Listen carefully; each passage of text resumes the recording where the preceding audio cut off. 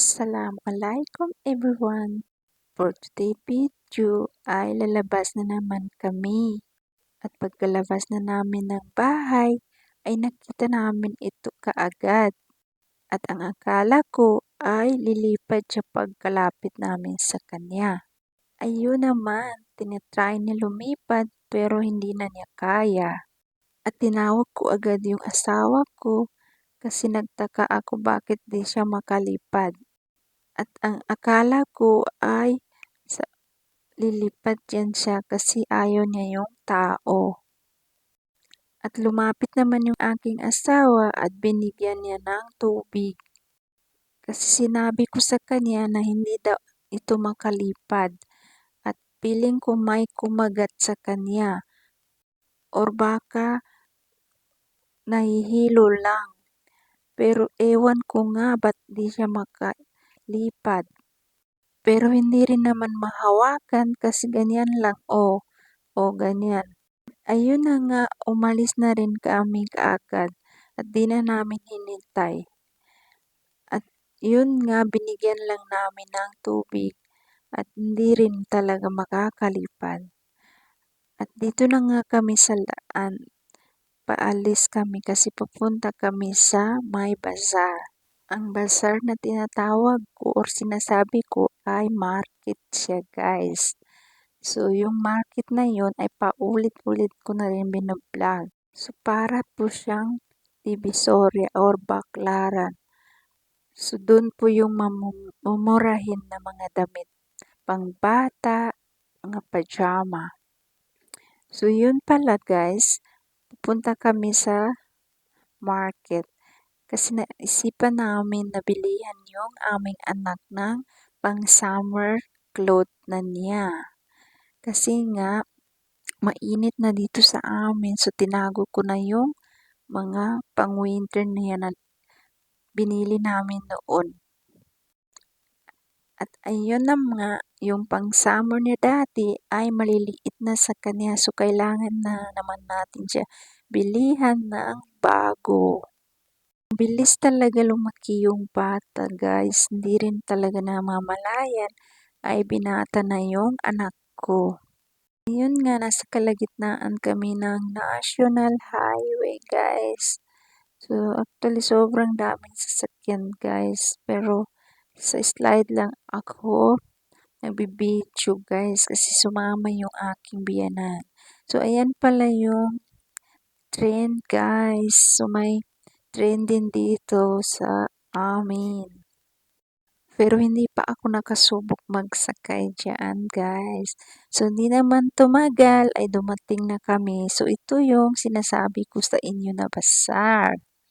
At ayun na nga, dumating na kami guys. So dumaan pala kami sa may dollar store. So ayan yung sinasabi ko sa inyo na binili namin.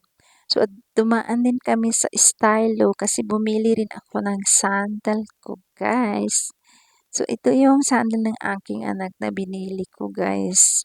Kasi summer na, so kailangan niya yung sandal, guys. At bumili rin ako ng sandal, guys, kasi mainit na pag magsasapatos pa. At dito rin, mayroon din siya sasakyan, 3 yan siya, guys. So, ayan nga. Ito yung sa aking anak at ito naman yung pang-kusina binili ko at damit niya. Ito yung sasakyan ng aking anak. 3 po yan siya guys. At ito naman yung kaniyang damit at sobrang hilig niya ng dinosaur. So, ayun. Dinosaur din yung binili ko. At ito naman yung aking order na dumating. At ito ay isasalin ko bukas yung aming gatas at tsaa. So, kinagabihan, hinugasan ko ito guys ng sabon. At ayun, kinaumagahan ay ayan na, dry na siya. So, ngayon ay isasali na natin yung ating gatas at tsaa dito guys. So, ito po yung natirang gatas namin kasi linagay ko na sa ibang ganito yung iba. So, iba naubos na. So, ayan nga, ayan lang yung natira. Pero may hindi pa nabuksan. So, di muna natin yun bubuksan. Kasi ubusin muna natin ito, guys. So, ayan po guys, meron pala siyang kutsara na dala. So, maganda po yan siya. Actually, yung asawa ko sobrang galing na mamili, guys. Siya po yung bumili niyan, guys. So, ito naman yung aming tsaa na powder. So, ilalagay ko dyan lahat para naman hindi siya madali ma-expire or yung amoy niya madali kasi pag nabuksan na yung isang pakete na ganyan, so kailangan ilagay mo sa garapon kasi yung amoy niya parang naiiba. Ewan ko lang. So, ayun nga, kailangan ko ilagay lahat. So, nabuksan na pala yan dati kasi pero nilagay ko sa ibang garapon. So, binili namin ito. So, dito ko ilagay sa bago. So, ito naman yung mga dati ko, guys. So, ayan nga.